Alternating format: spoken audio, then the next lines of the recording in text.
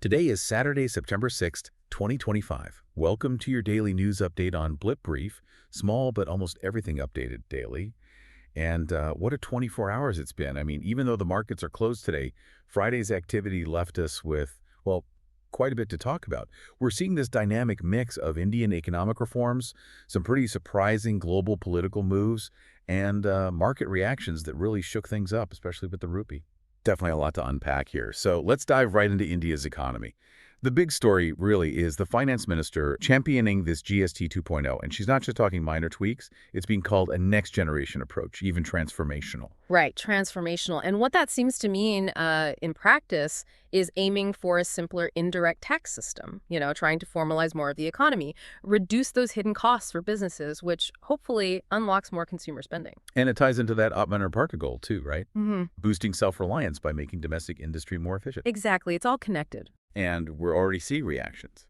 Big consumer goods companies, Hindustan Unilever, Britannia, LG, even Tata Motors. They're already talking price cuts. Tata Motors, for instance, announced price drops up to 1.55 lakh. That's starting September 22nd. That's pretty substantial for car buyers. Yeah, it is. And what's fascinating here is how fast everyone's moving.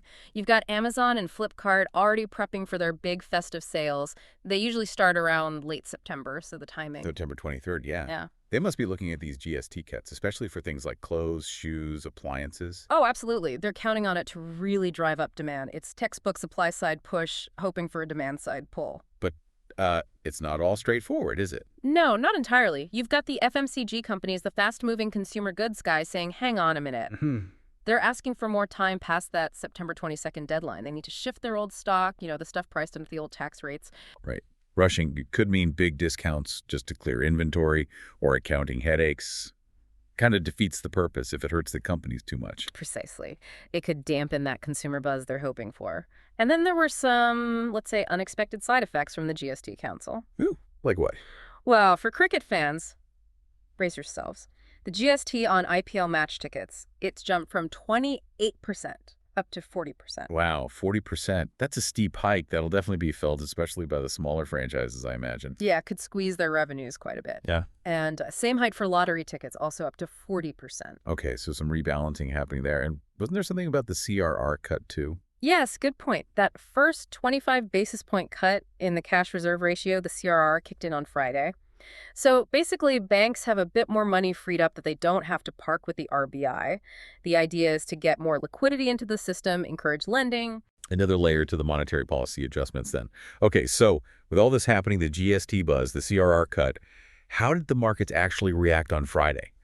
You might expect big swings, but India's main stock indices, the Nifty 50 and BSE Sensex, they ended up, well, almost completely flat, negligible movement, both around 0.0%. Yeah, pretty muted on the surface, but like you said earlier, underneath. Very different stories depending on the sector. IT stocks took a hit, HCL Tech down 1.7%, TCS down 1.5%. And that was mostly nervousness about potential U.S. tariffs, wasn't it? We'll get to that. Exactly. But that weakness was balanced out by the auto sector. Eicher Motors jumped 2.4%, M&M was up 2.3%. Clear optimism there about the GST cuts driving sales. So a real push and pull in the market. But while stocks held steady, the Indian rupee, it's a different story, it plunged, hit a new record low, actually, 88.36 against the U.S. dollar. Ouch. And the trigger for that seemed to be, interestingly, an unverified social media post. Yeah, speculation about those U.S. tariffs on the Indian IT sector specifically, it just shows how powerful sentiment, even rumors, can be in the currency markets. Definitely. The reports suggest the RBI, the Reserve Bank of India, was probably stepping in to smooth things out a bit. They don't usually comment, but you can often see the signs. Right. But on the brighter side for India's finances, the foreign exchange reserves actually went up. They did, rose by $3.5 billion in the week ending August 29th. That brings the total to $694 billion. Which is getting really close to the all-time high, right? Only about $11 billion short. Yeah, very strong position, mostly driven by increases in foreign currency assets and gold reserves. That gives the RBI a lot of ammunition to manage volatility like we saw with the rupee. So what does this all mean when you look at specific companies? Well, there was some big M&A news. Vedanta managed to outbid Adani Enterprises for control of Jayaprakash Associates, or JAL. That's a huge 17,000 crore deal, mainly for their cement plants. Wow, big move in the cement and infrastructure space then. Consolidation continues. Definitely. On the results front, it was a mixed bag. SpiceJet. Well, their Q1 net loss got wider, reaching Rs 234 crore. They're blaming grounded planes and just generally weak travel demand. The airline industry is still facing headwinds. Yeah, tough times for some airlines, but Oyo, the SoftBank-backed hospitality company. Much better news there. They more than doubled their Q1 profit, over Rs 200 crore. How'd they manage that? Seems like a strong focus on their premium brands and really keeping costs under control shows that strategic shifts can pay off, even in tough markets. And looking at big tech in India, Apple's sales hit a record $9 billion last fiscal year. $9 billion. That's massive.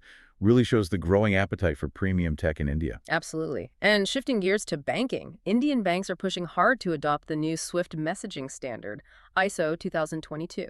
That sounds technical. Why is it important? It basically allows for richer, more detailed information in financial messages. Think faster, smoothie, more transparent cross-border payments, less errors, better compliance. The deadline's November 2025. Okay, so an important plumbing upgrade for the financial system. Yes. And on a less positive note in banking, Bank of Baroda declared Reliance Communications loan accounts as fraud and named Anil Ambani. Citing fund misuse, weren't SBI and Bank of India already on that case? They were, so it highlights those ongoing issues with corporate governance in some older, large debt situations. Yeah, those legacy issues seem to linger. Okay, let's broaden our view now. Global dynamics are also shifting quite dramatically. Over in the U.S., the latest job numbers really threw a curveball. Employers added only 22,000 jobs in August, way below the forecast of 75,000. Just 22,000, that's really weak. Yeah, and it pushed the unemployment rate up to 4.3%. That's the highest it's been in almost 4 years. So how did Wall Street take that? Bad news is good news for rate cuts, right? Initially, yes. The S&P 500 and NASDAQ actually hit record highs briefly on hopes the Fed would have to cut rates sooner or more aggressively. But then, doubts crept in. Maybe the slowdown was too sharp. So the market slipped back a bit. It's that classic catch-22. Always a balancing act, but gold liked the news, I bet. Oh, yeah. Gold shot up. Hit a record high near $3,600 an ounce. Definitely buoyed by those rate cut expectations. Safe haven appeal. And speaking of the U.S., Donald Trump's been making headlines as usual. First, naming his own golf club, they're all near Miami, to host the G20 summit in 2026. That immediately raises ethics flags, doesn't it? Using public office for a private benefit, potentially. Exactly. That's the concern. And then, perhaps even more significantly, he signed an executive order. He's rebranding the Department of Defense back to the Department of War. The Department of War, they haven't called it that since 1947, right after World War II. Correct. It's not just changing a nameplate. It signals a potentially very different approach to foreign policy and global security. A much more assertive, maybe confrontational stance. Wow. That's quite a statement. And if we connect this to the bigger picture, especially the India-U.S. relationship, it's been complicated lately. Thorny seems like a good word. Yeah. Trump had initially criticized India pretty sharply over buying Russian oil, even suggested the U.S. was losing India to, his words, darkest China. Right. And his aide, Peter Navarro, piled on, accusing India of profiting from Russian oil and having high tariffs. He listed conditions to avoid massive 50% U.S. tariffs. But then, almost immediately after. A complete U-turn. Just hours later, Trump calls Prime Minister Modi a great friend, says the relationship is special. Total whiplash. It makes predicting policy incredibly difficult. Volatile is an understatement. Absolutely. And the economic side of this is serious. There are reports Trump is considering blocking IT outsourcing, wants to make call centers American again. That's a direct threat to India's IT sector, Yeah. a huge part of the economy. Exactly. And it's very possible that that specific threat, or even just the rumor of it, is what really fueled that rupee plunge we saw on Friday. Shows how intertwined politics and markets are. Let's quickly touch on some other global headlines. The EU regulators came down hard on Google. Another antitrust fine? They seem to get those regularly. This one's big, though. $2.95 billion. That's about $3.5 billion over its ad tech practices. How Google manages online advertising. Even as Alphabet, Google's parent company is nearing a $3 trillion market cap. It shows regulators are still pushing back against big tech dominance. Meanwhile, on China, India's finance minister stressed the need to keep talking to China about market access. Pragmatic approach. And interestingly, China reportedly pulled funding for a major railway project in Pakistan, part of the Belt and Road Initiative, citing money and security worries. That's a big blow to Pakistan's BRI plans. And here at home, Our Chief of Defense Staff, General Anil Chauhan, reminded everyone that the unresolved China border issue is still the top national security challenge. A constant point of friction. And briefly in the UK, Labour leader Keir Starmer shuffled his cabinet. David Lammy is the new deputy PM. Okay, shifting now to the future, specifically AI. It's a fascinating space right now. Yeah. OpenAI, they're Yeah. projecting a massive cash burn. How massive are we talking? $115 billion through 2029, just burning through cash. $115 billion. Wow. What does that tell us? It tells us that building this cutting-edge AI is unbelievably expensive. R&D, computing power, talent. It suggests profitability might be a long way off for these frontier models. So it's an arms race funded by deep pockets, potentially concentrating power. Seems that way. And at the same time, the legal challenges are mounting. Warner Bros. Is now suing the AI art generator Midjourney. What for? Alleged IP theft. They claim Midjourney is generating images of characters like Wonder Woman and Superman without permission. Ah, the copyright battle. That's heating up across the board for generative AI, isn't it? Questions of ownership, fair use. Yeah. It's a legal minefield.